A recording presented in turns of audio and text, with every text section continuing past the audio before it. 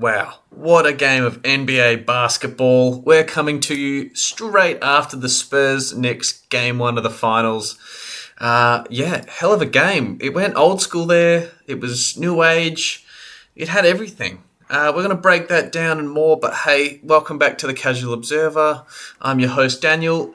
Let's just jump straight into it. That was awesome. That had everything. That was everything in game one of the finals. That gave us nostalgia. That gave us everything. There was parts of that game where it was just elite defense. Then the offense turned it on. We had to go old school at times. Then we suddenly had the new age up and down pace of the game. It literally just felt like 1999 and 2026 put together, and that's what we got. What an amazing, amazing first game of the series. Sign me up for 6 more of those. Not that I think we'll exactly get 6 more of those, but hey, that was crazy. We're going to give you pre-game, during game, post-game, all the parts of the game, our takes and more. Look, let's just start with the pre-game. Inside the NBA crew, at least in the time I've been following NBA, that's the first time they've been part of the finals. Felt amazing to have Kenny, Charles, Shaq, Ernie giving you the pregame. That helped it feel like, man, this is serious. Having Tim Legler, RJ, along with Mike Breen on the call, that was awesome. And you could tell like these guys are locked in. And especially, sometimes that inside the NBA crew can be a bit wishy-washy with their analysis and not all that locked into some of these games. You could tell they're locked in early. Shaq had actually done some pre-game stuff. Chuck had done some pre-game stuff. And you could see, like, from the moment, Ernie's talking about, what were your big moments when you first hit the finals, Shaq? And he came prepared with an answer, and it was like, oh yeah, this is the finals. Shaq said it's all about mindset. If you're just happy to be here, you're not going to win. And I couldn't agree more. I think my biggest takeaway after Game 7 was the Spurs celebrating the same way Pat Beverley and Anthony Edwards did after their play-in win against the Clippers all those years ago. Was that the Spurs NBA Finals in Game 7 against the Thunder? That was going to be a big thing that was going to show itself in this game and for the rest of the series. The mindset of it, you never think a Wemby and Castle-led team is going to go into a game where they're like, it's chill. This is just a knock-it-around game. No. They're going to go in and win and kill. But, the amount of emotion spent in that Thunder series is going to be huge in the lead-up to this. And I think Shaq nailed it. So that gets us so zoned in for the game. All the nostalgia that gets played before the game, huge. Getting locked in. My takeaway on pre-game was also the courts. I mean, I love those courts. Seeing the trophy back in the middle of the court was awesome. I was probably a first real big fan of the sport back in 2008, 9, 10, and having the logo when it's Celtics and Lakers. That's what we grew up with. So it was great to see the trophy back in the middle of the court, and that again brought back some nostalgia. Even at my age, as some of these finals, some of these games don't feel all that important. This felt magical. We got some awesome stats pre-game. This is the Knicks' 5th game in 24 days. So basically they played 4 games in over 3 weeks. That's not much of a rhythm for this team heading into the finals. So this is another rest versus rust series. Yeah, the Spurs had 4 days off. The Knicks have basically had a month off, and they're going to be great, come game 5, 6, 7 if they need it. But they've had so much time off. It's crazy. I don't think I've seen a team blitz through this since the Warriors did it in I think 2017. So it's been a while since I've seen a team make the playoffs look this easy. Another cool stat was the fact that if Wemby shoots 13 field goal attempts in the first half, it usually leads to a Spurs win. They've established him early. The team that's playing defense, whether it's the Thunder, Wolves, Blazers, or now the Knicks, have to respond. The mindset thing. Which team's going to go in there with purpose and a game plan, and which team's going to go in there hesitating. Is the moment too large for some of these players? Who's happy to be here? Who's locked in to win? All these all these questions pre-game are huge because if you're going in there just happy to be there, you're like, oh, that we've made the finals. Yeah, I agree with Shaq. You're going in there basically, leading a lamb to slaughter. It's that killer mindset. As I said, like most of these players, there's not a huge skill difference. It comes down to your belief and if you actually, how determined you are. I think if we all can, whether you're at the gym or playing the game, basketball, cricket, baseball, footy, like whatever it is, like you sometimes don't know what's different week to week, but sometimes your best games are the ones where you were just determined to beat the shit out of someone. And I don't mean that physically. I mean, you just want to dominate and win. And they're sometimes your best games. You hit the zone. That feeling in sport where you're just not thinking, you're just doing. And that's it. Like, you haven't physically changed in those games. Your just mindset's different. And that's why I believe mindset's so important. The sports psychologists are so important. And that goes for any game. And even in basketball where you get tired and you start switching on to more muscle memory. Being switched on, having that killer instinct, that's so important. And that's some of the work these players do between games. You got your massage and your stretching and recovery and sleeping, but yeah, zoning in, getting that mindset switched on, that's the moneymaker. My prediction is Knicks in 6. It's an experience versus the youth in this series. Obviously, the Spurs are the youth team. It's apart from Luke Cornett and Harrison Barnes, I don't think anyone else has been in the finals. And the Knicks, look, they don't have many people in the finals apart from Clarkson and Bridges, but they've been in. They're just that little bit older. They've played a few more playoff series. They've got the scars, and it's just, as I said, it feels like their season. So yeah, it's a prediction based on the heart wants the Spurs, but the brain's telling me the Knicks. And from what I've seen, I think the brain might be winning over the heart here. So Knicks in 6 is the prediction. The game 1, obviously we know the result, but game 1, I think it's much more important the Spurs. No game 1 is must win, but I think the Spurs would love game 1 more than the Knicks. And again, it's that rust versus rest thing. Is this going to be a series that comes down to the stars or the role players? And I ask that because when Wemby was amazing against the Thunder, they won. But the Knicks, they've been winning games, yes, with Jalen Brunson and Cat, but they've had a lot of their role players step up and become stars in their role. And they've been winning games multiple ways. So is it a stars or a role players series? I dare say that with all the game planning that go on, it's going to sound stupid, but it's going to come down to which role players make a difference. Though in game 1, it really just came down to fighting ugly, getting in the mud and fighting. So let's break it down. The Knicks win at 105-95. That scoreline isn't reflective of the game. It was an amazing game. Haymakers being thrown at each other. Every time a run was made, you thought, is this the run that breaks it open? No. As it turned out, run after run, response after response. Amazing game. The second and third quarter, it slowed down a little bit, but that third quarter is where the money was for the Knicks. I believe it was 63-50. The Spurs had gotten out to a bit of a lead. They're playing well, crowd's fired up, and that's that point where you're like, is the rope going to get let go by the Knicks, or are they going to fight back and punch the Spurs in the mouth? And boy, do they come back and punch them in the mouth. They got that thing down to 69-71 in no time. And they looked like themselves again. But this was an ugly win. The Knicks weren't playing their beautiful ball movement, their beautiful game of basketball. This was ugly. This is a game where if you win this as the Spurs, you're like, yeah, we should have won that. And as the Knicks, I reckon they feel like they stole that. Even Brunson on the post-game interview saying, I played like shit. Most of us played like shit. We managed to steal that game. And I reckon as the Knicks now, you're like, beautiful. Like, you're playing on the road. You've now stolen home court. By the time you get to game 3, when you're at home with the fans, you've got all that rust out of the system.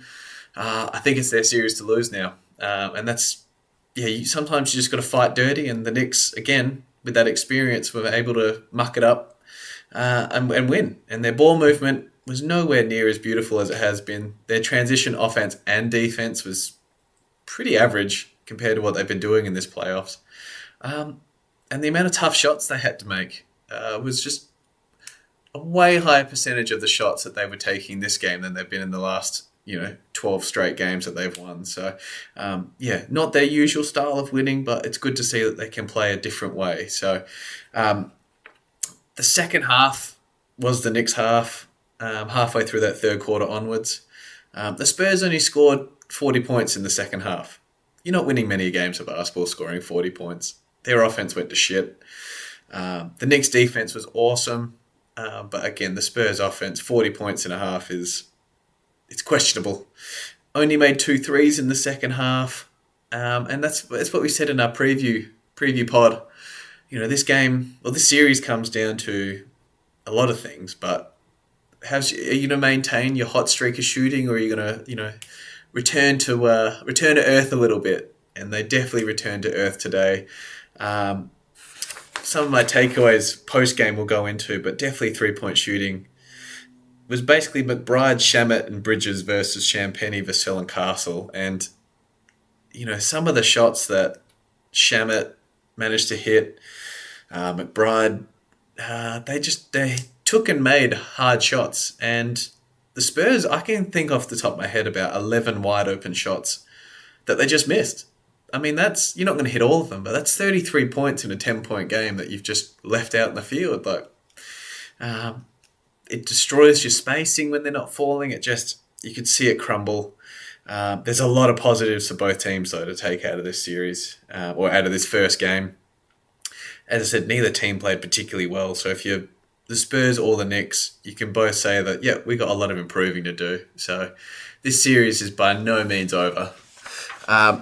Let's go through it. The first play of the game, which I thought was very telling, the Knicks get the ball to Bridges on the corner, and then they run basically an elevator play for Brunson. He comes streaking through.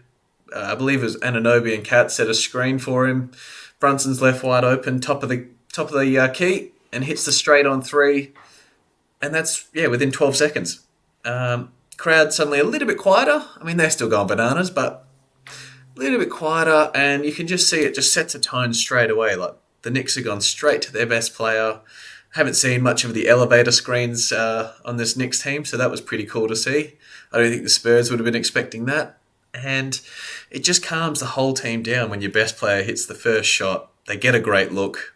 It's, a real tone setter.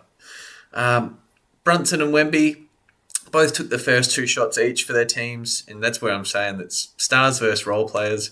And both teams were trying to establish their stars early.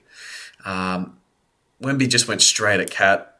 Got to the elbow, just shot over him, made it. I didn't think it was the greatest look compared to Brunson's, but every shot's a pretty good shot for Wemby. But you can see straight away they're like, we're not letting Kat guard Wemby. But as it turns out, that actually went half decently for the Knicks, keeping Kat on Wemby. It was just the Knicks were ready for Wemby as well. Wemby tried to attack Kat down the middle, and we all know that once Wemby's taken a couple of dribbles, he loves the spin move. The old Dwight Schrute spin move. Note my persistence. Sorry, off track. But if you don't know The Office, I recommend you watch it. And so every time Wemby went to spin, they had that second and third help defenders already in there ready to steal the ball away from him. And it made his dribbling very difficult. He had to go in straight lines. There was no change of direction available to him. And that shuts down a part of their offense as well. So, the Knicks, they game planned. You could see it early. They were ready.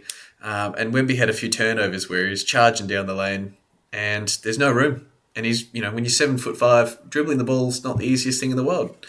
So that was really good to see that the Knicks were like, no, we know you. If you're getting it from the elbow down, you're spinning or you're shooting over the top of us. We'll live with the shooting over the top. You're not spinning into the middle of the lane. So you can see that's going to be something the Spurs have to work on. Though I thought the moment that may turn this into a Wemby game early was Hart drove in. And you can see they've discussed it, the Knicks. Anytime you've got Wemby on an island, go side to side, try and spin him around, attack him down low, get the layup. Hart attacks Wemby, hits him down low. Wemby moves a little bit, but the freak he is, recovers, pins that shot off the backboard, hits the three-pointer in transition, 10-7, timeout. I was like, this might be a big Wemby game now.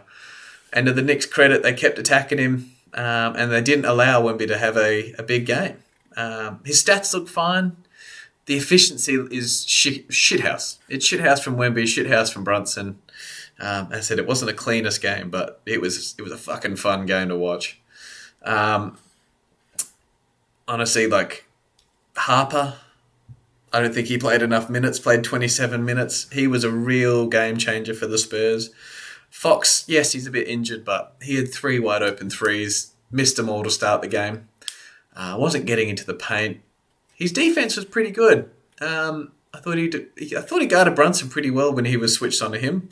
But yeah, he just wasn't getting in the paint. Harper comes on, gets a steal, gets a hard foul, makes 2 free throws, and then next play attacks the paint and 1, then gets the kick out 3, and you could see that Harper effect suddenly leak into Fox's game, and that's what I'm saying. Paint touches, turnovers, and threes are the key for the Spurs, and suddenly it bled into Fox's game, and that's when the Spurs really went on their run. Was Fox, Castle, Harper all attacking the paint, all making kick-out plays or shooting at the rim. It just, you can see how a 20-year-old rookie can still teach, a 29, 30-year-old De'Aaron Fox a few new things. And you could see it's like, even if I'm injured, I can still get in the paint. And that was really good to see that the young guard was showing the way for the Spurs.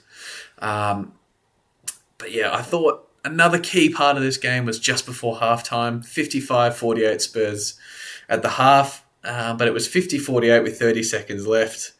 Fox clean picks, I believe it was Brunson, gets a dunk in transition, and then the Spurs get a kick-out 3 to Champagny.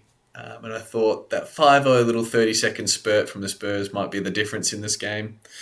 As it was, obviously, it wasn't anything major, but I just thought we've got to make a note of that because that's how you finish a half. It was a real 5-0 spurt that got the crowd going, and you could see the Knicks walk into halftime a little bit more glum than they probably should have been. So, but yeah, as I said, obviously in hindsight, makes no difference. But I just thought, hey, if the Spurs go on to win this game by about 5 points, that's what I'm going to be talking about. So, they had a really good end to the half, good start to the third, and then it started going back in the Knicks' favour, which is again very reminiscent of the Cavs game 1 for the Knicks.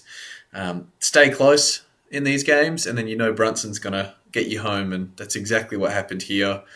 I mean, run after run, it's 94-86 Knicks, then it's 94-95 with 2 minutes to go Spurs, and then we finish 105-95. So it's just run, and it's just haymakers. Hey, it was just amazing to watch. But yeah, again, if you've got Jalen Brunson, you're not really expecting to lose in these close games, that's for sure.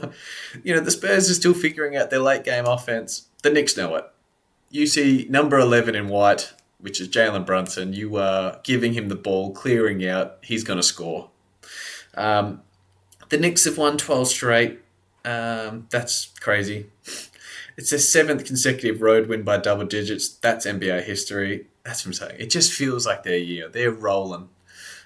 Feels a little different to when the Suns went up 2-0 on the Bucks a couple of years ago, because then the Bucks came back and won 4 straight, won the championship. So game 1s don't determine too much. I think there was a stat that if you win game 1, you win the championship 50% of the time. So it's like, it's a crapshoot.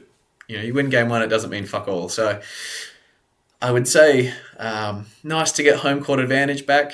Definitely advantage Knicks, but it just feels like it's their year. You're winning these ugly games, different players stepping up. It just feels very positive for them after this win. Hilarious moment. Fan. I'm sure if you're watching, you saw the fan run onto the court. That was pandemonium. I love the fact the crowd booed him. That's not something we want to see in the game. It breaks down some of the pace of the game.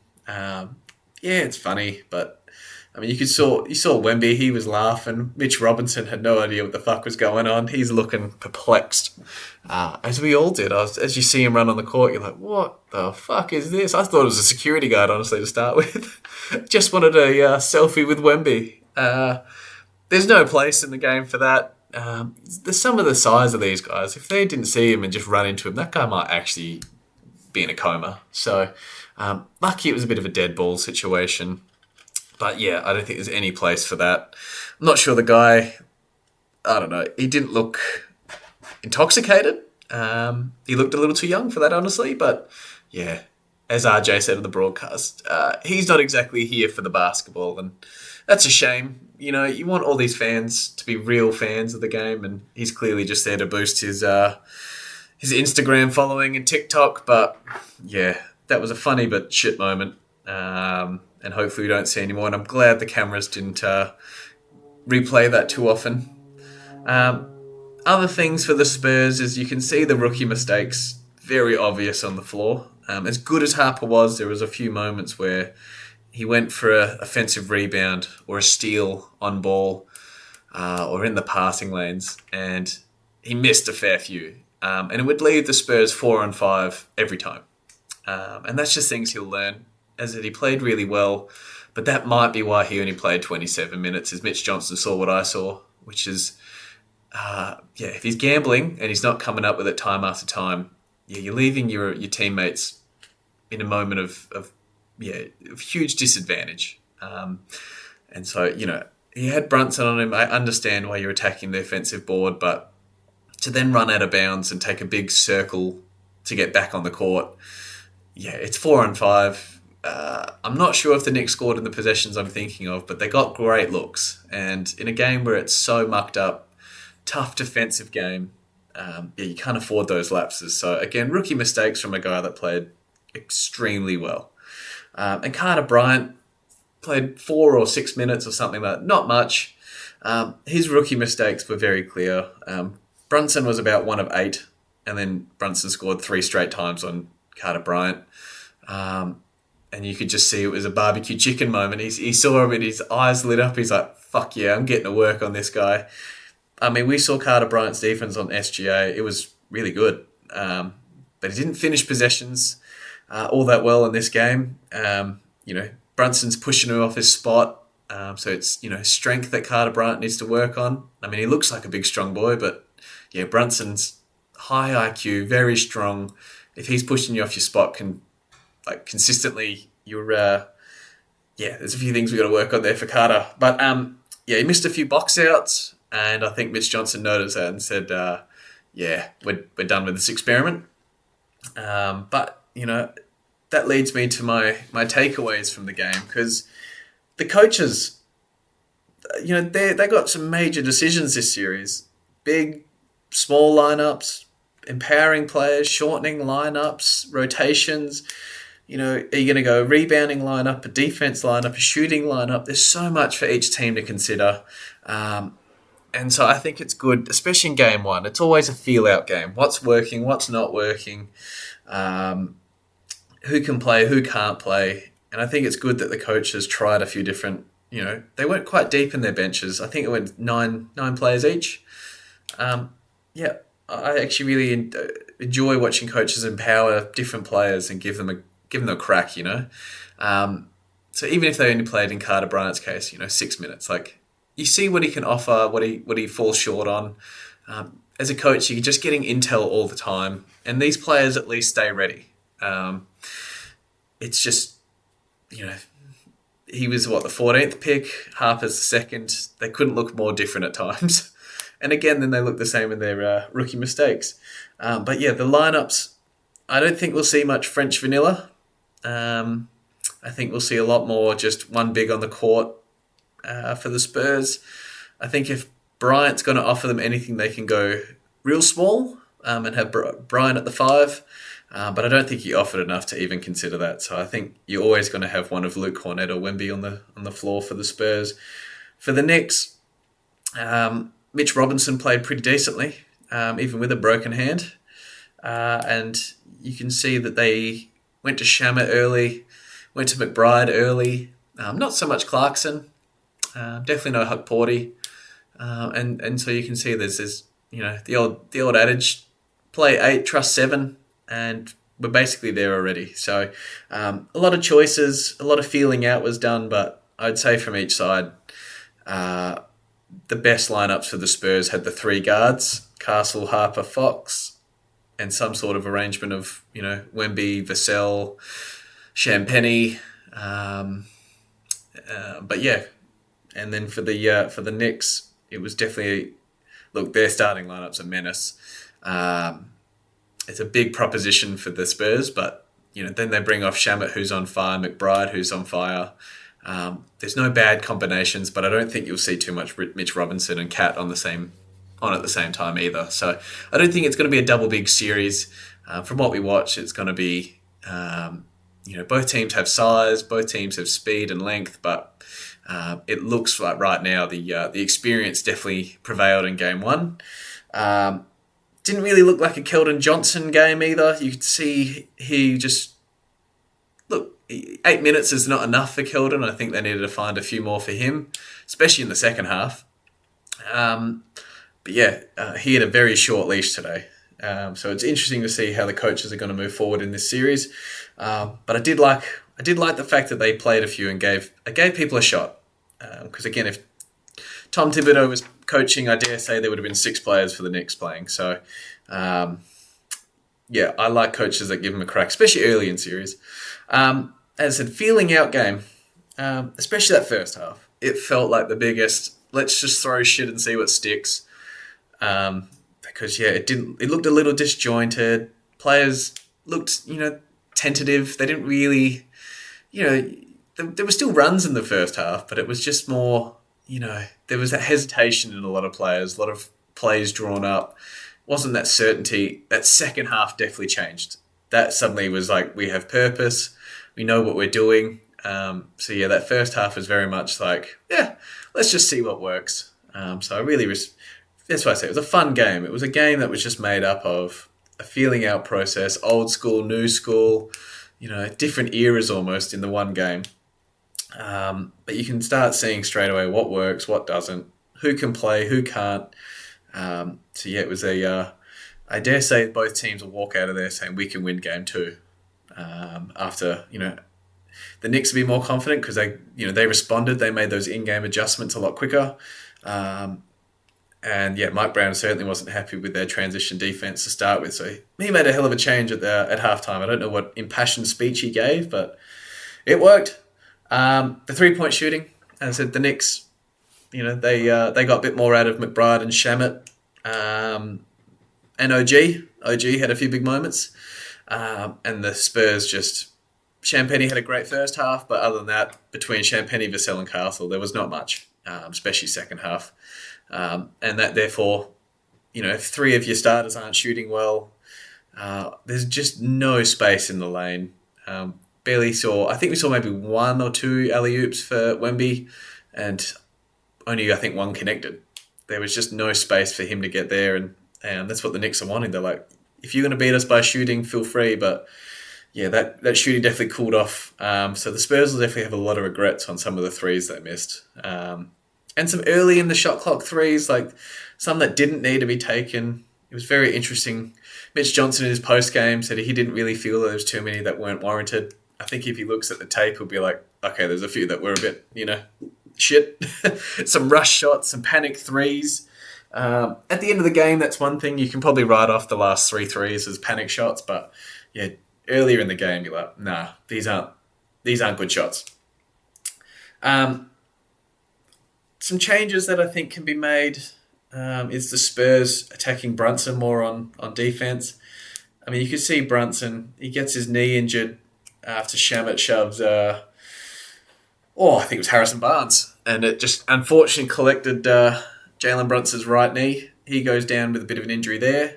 And then he did his ankle in the second quarter. Again, wasn't happy with no foul call. But they went straight at Brunson a few times there, especially Harper. But then, went away from it. So it was interesting to watch. I was like, they were a bit casual about where Brunson was on the court.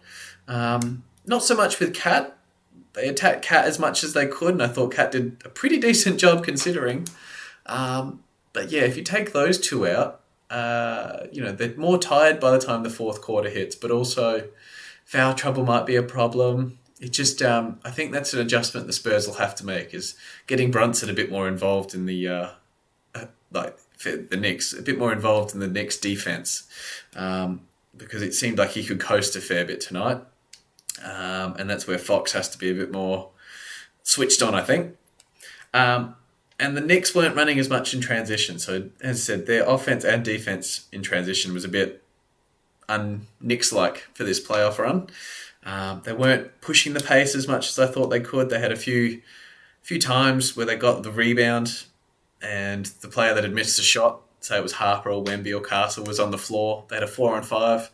Just kind of casually brought it up the floor, and we saw with the Thunder series, that doesn't really work. So I think that was a change that they made from first to second half. But yeah, I think the Knicks needed to run a bit more, and on defense, they couldn't complain as much with the calls because the Spurs were pushing it. But if the pace drops in the half court, that's when you see the Knicks, because they have a bit more of a deliberate offense. Not that it looked like that in the first half. Looked like very mismatched and, as I said, tentative. But the Spurs need to get out and run because their offense, especially if they're not hitting threes, they don't have many other options. And the Knicks, they're probably comfy a bit more in the half court, but also the best that they looked all playoffs was against the Cavs, getting out in transition even after makes. So that's what I'm saying. Both teams got plenty to take on. Players just missed a lot of shots as well. We'll go through the stats in a tick. But Brunson, fucking hero, man. You get to close game in the fourth quarter. You hand that motherfucker the ball. He's going to carry you to a win. Yeah, he just looked different in that fourth quarter. Unguardable. Was hitting some shit. Like, when I say shit, I'm talking like bullshit. Like, these shots, these are horse shots, man. Just if he's hitting this, you're in trouble. And, the whole Ralph from The Simpsons, I'm in danger. That's exactly this. He cooked everyone. Like, the Spurs threw at him. Got whatever shot he wanted for like a 6-foot guard. Man, he's becoming a Knicks great before our eyes. Let's talk about it. Knicks greats. I don't think you can have Melo up there. As much as he did, he didn't really win much. I think they won one playoff series with Melo, so I don't think Melo's a great. I think you're still going to have your Bernard King, Walt Frazier. You could even have, I've forgotten a couple like John Starks, Patrick Ewing. There's a lot on that Mount Rushmore of Knicks, but I think if Brunson carries them to a championship, he's probably the second or third best Knick of all time. So massive series for him in the long run of things. He's already a Knick great, but this will push him over a lot of other people to get that championship. First one in like 50 years for the Knicks.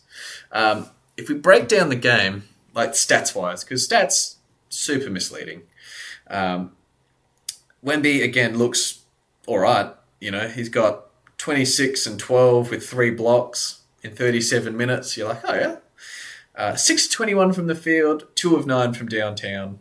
12 of 13 from the line. He got there, but yeah, just an awful efficiency game. 28% from the field's like, ugh. De'Aaron Fox, 3 of 13 from the field, 23%. Ugh. It's just, you're not winning many games when your two best players are 9 of 34 from the field and 2 of 13 from downtown. 6 turnovers for Wemby. That's what I said. Every time he got in the paint was dribbling. The Knicks were just a pack of wolves, man. They were in for the kill, stealing the ball. It was crazy. They had a real game plan, and the Spurs need to respond because it's quite an easy fix. You just need to establish Victor a bit lower. But how you do that, off screens, pin downs, bury cat in the post, whatever, you got to do it. The best plays that I saw that Victor made was when he had Josh Hart on him in the post and he just backed him down and kicked it out for shots. If Cat, that's what I'm saying. Cat did a pretty good job, honestly. Vassell actually had the team worst, -13. Fox was a flat 0, and Keldon Johnson was +1. So eye test versus what the stats say, very different. I thought eye test wise, it was Harper as the best player in the court. And again, Castle just gets his stats, man. He's 7 of 16. He had 2 turnovers, but 17 points, 8 rebounds. I mean, a pretty solid game defending Brunson for a lot of it as well. So, man, what a chip for the future. Dylan Harper, 16 points, 8 rebounds. I mean, everyone can rebound in that Spurs top 6, Fox is definitely the worst rebounder. He still had 4. But Vassell had 9, Champagny had 10, Wemby had 12, Castle 8, Harper 8. They get after it, man. That's why you're so excited for the Spurs' future. And they can play different lineups because these guards guard up and can rebound. But yeah, they're shooting. Between Harper, Castle, and Fox were 2 of 13. That's where we got to improve there. But Vassell's 1 of 6 from downtown. Champagny's 5 of 10, but he was 4 of 5 in the first half. Not great. And there was just no spacing on the court. 12 minutes for Harrison Barnes, probably 6 too many. And I said 27 for Harper and 8 for Keldon. They probably need a few more minutes. So not sure where you're going to grab them from, but you got to find a way. But again, Fox is an interesting one. Everyone's saying just trade him and get Harper playing more minutes. I like it, but I also, Fox is playing pretty good defense, and the Spurs only had 13 turnovers, and a huge reason for that is Fox is defending. Fox is bringing up the ball, and he's just super solid. There's no live ball turnovers. Yeah, there's a few dumb things here and there, but there's going to be hundreds of mistakes made in a basketball game every game, no matter who you are as a team. So 13 turnovers. We were seeing mid to high 20s when there was no Fox and it was just Castle and Harper. So huge stabilizing force, good defense on Brunson when he's there. Yes, he's not himself, but he's still providing something to this team. That's the thing, is as long as you're providing something, you can play. For the Knicks, I mean, Josh Hart had the quietest 15 rebounds. It was just big rebound after big rebound, but it didn't feel like he had 15. It felt like he may have had 6 or 7. He just creeps up on you in 26 minutes as well. It's a great rebounding rate. But he only had 3 points, 1 of 5. He had some good looks, 6 assists and 4 steals. Just a menace out there, hey. He had the team high plus 22. And in 26 minutes is amazing. It's nearly a point a minute. Josh Hart, as I said, going to be a huge factor in this series. Karl Anthony Towns had the second highest with a plus 14. So, I mean, look, the Knicks only had 8 turnovers. That's crazy efficient. That's so efficient. The Spurs need to find a way of generating more turnovers, but that's what we're saying is the Spurs couldn't get out and run, and that's something that they'll definitely do in the next game, or try to at least. They kept Mitch Robinson off the boards. Mitch Robinson only played 13 minutes. He had 6 rebounds in that time, but only 1 offensive. Did a pretty good job on him. But 4 for Towns, 2 for Bridges, 2 for Hart. Yeah, you got to do a little bit of a better job there. Free throws, 25 to the Spurs, 18 to the Knicks. Look, not dead even, but pretty good. And 3-point shooting, 11 each. It wasn't a huge 3-point game for this. It was just, that's what I'm saying, a bit more old school. But Brunson, 30 points, 2 assists, 37 minutes, 12 of 31 from the field. So, yeah, a real grinded out game for Brunson. Again, his fourth quarter was amazing. The other 3, pretty trash. Towns did his job in the third to keep the Knicks rolling. He was 7 of 15, but had 18 points, I believe 14 of them in the third quarter. 12 rebounds, 4 assists. Anunoby was just solid, 17 points in 31 minutes. And just provided a little bit of a shooting, 3 of 6.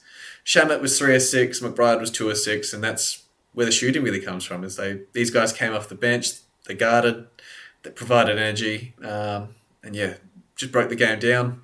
The Wemby effect's still definitely here. You know, every time the Knicks drove into the paint, Wemby's around. Very rarely would they get a shot off.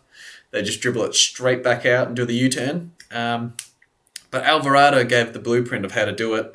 Alvarado had a quiet 7 points. I only noticed one set of his buckets was when Wemby goaltended him, and that's what I'm saying. He set the blueprint. He drove past and got that ball on the glass as fast as you can before Wemby could block it. So if you are going to go, just get the thing on the glass, hey? Like, Wemby's going to go for everything. You're probably going to get a few more goaltends if you do it that way. But yeah, this game really just, as I said, apart from Brunson's fourth quarter, they didn't turn the ball over. They were clean with it. The shooting wasn't there for either team. Neither team looked like themselves. A lot of positives to take away from this. I just think the big difference is the Knicks are well rested, and that's why I say the Spurs needed this first game. They didn't get it. I imagine they'll turn back around in game 2, and again, that stat, if the away team wins the first 2 games of the series, they're going to win the series 92% of the time. So again, not that game 2's must win, but Jesus, does it feel pretty must win for the Spurs, because you don't want to completely give away home court in this series and have to go to Madison Square Garden, which is going to be raucous, 2-0 down. That's going to be a very uphill battle for this young team. So the changes, we've already discussed what changes they can make, but the big one I would suspect these guys are going to make is, they tried to establish Wemby early. That didn't really make too much of a difference. It's just going to be attack Brunson, attack Cat, limit the O-boards, try and force a few more turnovers. And look, you're just going to assume you're not going to get another 6 of 21 game from Wemby. So yeah, it's, hopefully Champagny can keep his shooting up, and hopefully Vassell, Castle, Fox, Harper can join in a little bit as well. So plenty of hope for the Spurs. Great start for the Knicks. They are, the Knicks are just rolling. It just feels like their year, but we don't want to write off the Spurs, that's for sure. Going to be a hell of a series. It's going to be, the only thing that might favour the Spurs is the fact that this series is, a 2-day break on travel days. So they reintroduced travel days in the finals. So previous series have been every second day, while this series is every second day at home. So it's going to be 2 days rest when you're travelling. So, the Spurs might get a little bit more of a rest, which might favour Wemby. Because if they were going every second day, then shit, you'd definitely back the Knicks. They are so well rested at this point. They could have gone to Cancun 2 or 3 times this playoff series. So, going to be so fun. Great to see some old school basketball. Not super high scoring. It was just tough, rugged. You can see the young players trying to build up their processing speed, figure out what they can do. They're going to look lost at times, but it's going to be a fun series. I'd be shocked if this is a short series. So, hey, let us know who you think is going to win. Let us know your big moments of the game. But, don't give up on these young Spurs. Don't panic if you're the Knicks either. You are built for the end of this series, I reckon. And MSG is going to be rocking when you get to Game 3. But we have Game 2 first. Back in a couple of days. Super excited. Let's hope we get 6 more of these ones. Until then, bye for now.